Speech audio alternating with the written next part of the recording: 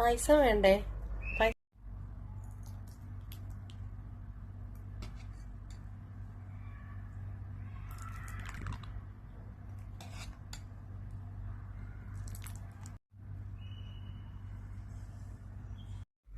Hi, hello കൂട്ടുകാർക്കൊക്കെ സുഖമല്ലേ? അപ്പം ഞാൻ കുവൈത്തിൽ നിന്ന് അനുവാണ്.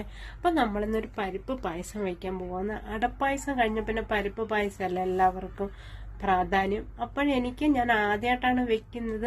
എന്തെങ്കിലും തെറ്റ് കുറ്റം ഉണ്ടെങ്കിൽ നിങ്ങൾ പറയണം. ഞാൻ ആദ്യമായിട്ടാണ് വെക്കാൻ പോണത്. എനിക്കിന്നൊന്ന് കുളിച്ചപ്പം പായസം കുടിക്കണം. അപ്പം നമ്മളൊന്ന് ട്രൈ ചെയ്യാൻ പോകും. വാ, നമുക്ക് കിച്ചണിൽ പോവാം. വാ, ഇഷ്ടപ്പെട്ട ലൈക്ക് തരണേ. ഞാനൊരു അര കിലോ പരിപ്പ് എടുത്തിട്ടുണ്ട്. ഇത് തൊലി കളഞ്ഞ പരിപ്പാണ്. നമ്മളത് നല്ല ഒന്ന് വറുത്തെടുക്കണം. വറുത്തെടുക്കും നല്ല ചുമക്കണമേ. പരിപ്പ് റെഡി ആയിട്ടുണ്ട്. ഇത് ശർക്കര ഞാൻ അര കിലോ ശർക്കരയും എടുത്ത് അതിൽ 1.5 ഗ്ലാസ് വെള്ളം ചേർത്താണ് നമ്മൾ പാനിയാക്കുന്നത്. ശർക്കര പാനിയാക്കാൻ വെച്ച് നമ്മുടെ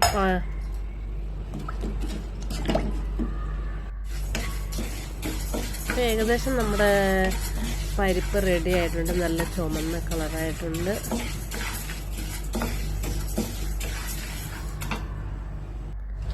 നമ്മൾ പരിപ്പ് ചൂടാക്കി കഴിഞ്ഞിട്ടേ നമ്മൾ കഴുകാൻ പാടുള്ളൂ. 3 വെള്ളം കഴുകുക, പിന്നെ കുക്കറിൽ അടച്ച് വയ്ക്കുക.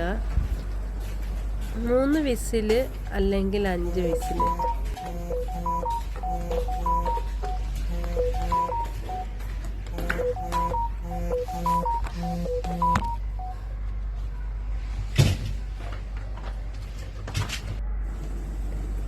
നമ്മുടെ വിസിൽ കണ്ടില്ലായിരുന്നു, അതുകൊണ്ട് വിസിലെടുക്കാൻ പോയി ആ ടൈമിൽ. അപ്പം നമ്മൾ 5 വിസിലടിച്ചിട്ടുണ്ട്. അപ്പം നമ്മുടെ ശർക്കര ഏകദേശം പാനിയായിട്ടുണ്ട്. അപ്പം അത് റെഡി ആയിട്ടുണ്ട്.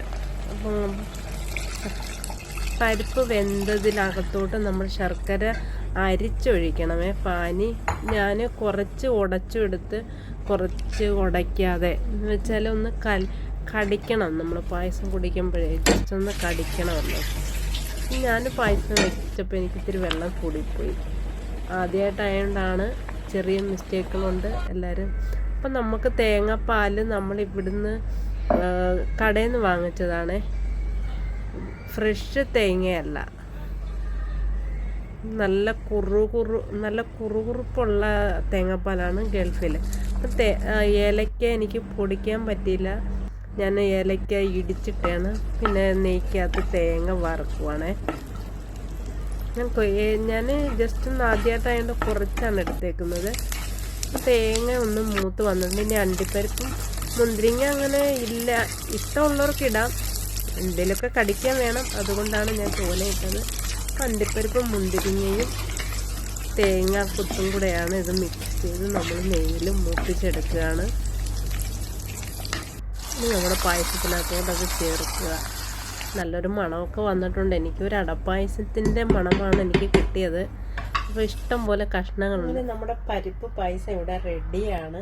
പരിപ്പ് പായസം അപ്പം കഴിക്കാൻ താല്പര്യമുള്ളവരെല്ലാം ഇങ്ങോട്ട് വന്നോണം. അങ്ങനെയാണ് പരിപ്പ് പായസം.